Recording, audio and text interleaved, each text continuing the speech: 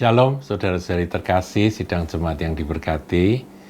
Dalam Suara Gembala kali ini, saya akan ajak Anda untuk membaca Yakobus 3 ayat 15. Di situ dikatakan, itu bukanlah hikmat yang dari atas, tetapi dari dunia, dari nafsu manusia, dan dari setan-setan. Saudaraku, hikmat itu rupanya terbagi menjadi dua kelompok.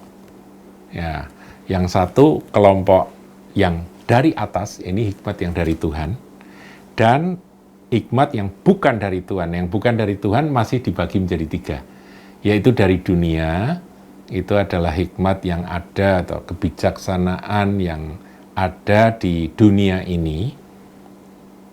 Jadi kita bisa mendengar akan pendapat-pendapat dari orang-orang di dunia. Itu mereka punya hikmat, mereka punya kebijaksanaan sendiri. Itu hikmat dari dunia. Kemudian dari nafsu manusia, yaitu yang dihasilkan dari hasil pemikiran jiwa manusia. Ya, di sini dikatakan nafsu, mestinya terjemahnya dari kejiwaan manusia. Kemudian dari setan-setan, saudara. Ya, hikmat itu bisa juga datangnya dari bisikan setan atau iblis. Nah, ini yang paling parah ya, setan ya. Nah, kita ini harus mengejar hikmat yang dari atas. Nah, kalau kita belajar firman Tuhan, di dalam Perjanjian Lama kita temukan ada seorang tokoh, yaitu seorang raja, namanya Salomo. Dia memang minta hikmat dari Tuhan. Ya, di awal dari pemerintahannya, dia itu menghadap Tuhan dan dia minta hikmat dari Tuhan. Dan Tuhan senang dengan permohonannya itu.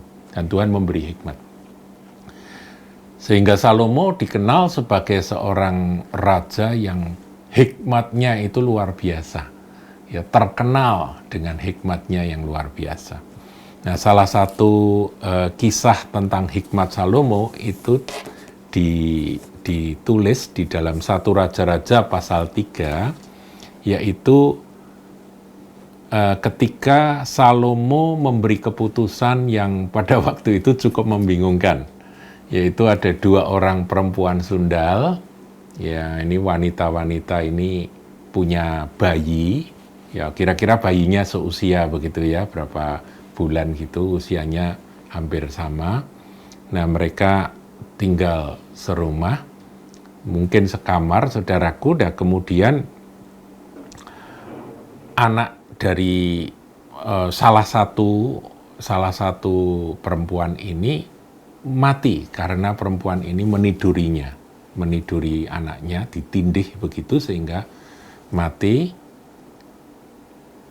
Waktu dia bangun lihat anaknya mati, anaknya diambil, dia nggak mau anaknya mati, saudara. Dia ingin punya anak. Caranya gimana? Dia mendatangi temannya, kemudian ditukar. Anaknya yang mati ditaruh, anak yang hidup dari temannya itu aku, ini anakku. Nah, waktu bangun, yang ibu yang sungguh, ini ibu yang anak yang tidak mati ini bangun, dia lihat, loh kok bayiku mati?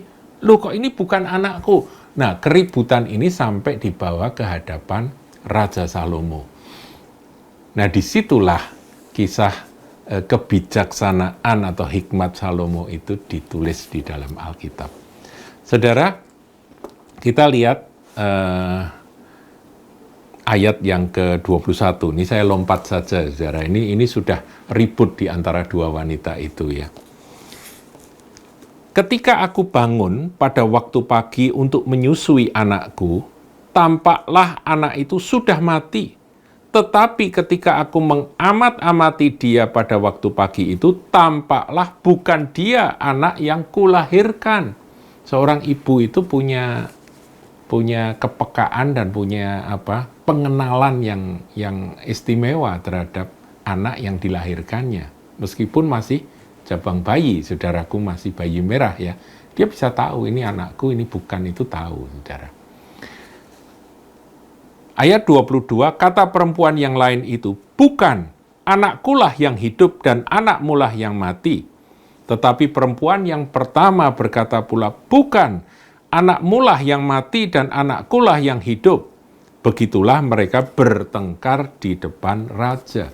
Saudara, kalau zaman sekarang nggak usah pakai Salomo, saudaraku ya, nggak usah menghadap Raja Salomo, langsung tes DNA dan sebagainya, langsung ketemu, saudara. Tapi zaman dulu, saudara, zaman waktu itu, tentunya tidak semudah itu untuk bisa menelusuri ini anak siapa, ini anak siapa. Sementara mungkin nggak ada saksi-saksi ya yang menyatakan bahwa ini anaknya si A, ini anaknya si B, itu nggak ada, saudara. Nah, Salomo memakai hikmat yang dari atas. Lalu berkatalah raja, yang seorang berkata anakkulah yang hidup ini dan anakmulah yang mati. Yang lain berkata bukan, anakmulah yang mati dan anakkulah yang hidup. Sesudah itu raja berkata, ambilkan aku pedang. Wah. Lalu dibawalah pedang ke depan raja. Kata raja, penggalah anak yang hidup itu menjadi dua, dan berikanlah setengah kepada yang satu dan setengah lagi kepada yang lain. Maka kata perempuan yang empunya anak yang hidup itu kepada raja, sebab timbullah belas kasihannya kepada anaknya itu, katanya, ya tuanku, berikanlah kepadanya bayi yang hidup itu, jangan sekali-kali membunuh dia. Tetapi yang lain itu berkata, supaya jangan untukku ataupun untukmu penggalah. Nah, ini mamah yang palsu. Mamah yang asli nggak tega. Anaknya dipotong jadi dua. Tetapi raja menjawab, katanya, berikanlah kepadanya bayi yang hidup itu, jangan sekali-kali membunuh dia. Dia itulah ibunya. Ketika seluruh orang Israel mendengar keputusan hukum yang diberikan raja, maka takutlah mereka kepada raja, sebab mereka melihat bahwa hikmat daripada Allah ada dalam hatinya untuk melakukan keadilan. Saudara, peristiwa ini kisah yang cukup terkenal, saudara ya. Untuk bisa mengetahui mana ibu yang asli, gampang buat Salomo. Potong aja jadi dua bagi. Ibu yang palsu, ibu yang mamah yang bukan mamah sebenarnya bilang, ya itu adil, itu adil. Karena anaknya mati, dia pikir anakku mati, anakmu ya mati, pas gitu, impas gitu ya. Pikirannya begitu. Sementara ibu yang sesungguhnya berkata, berikan kepada dia. Jangan sampai anak itu mati. Ini hati seorang ibu, saudaraku. Nah, Salomo ngerti, ini ibu yang asli, berikan pada dia. Nah, ini sebuah kisah, tapi apa sebetulnya pesan dari kisah hikmat Salomo ini, saudaraku? Saya beritahukan kepada Anda. Hikmat yang dari atas, di dalam mengambil keputusan, itu membenarkan, saudara pegang ya, hikmat yang dari atas, itu membenarkan orang yang menyerah dan mengalah. Orang yang rela melepaskan. Jadi di sini Salomo melihat yang rela melepas adalah ibu yang asli. Dan hikmat Allah itu, ya kamu yang benar. Paham saudaraku ya? Ini pesannya.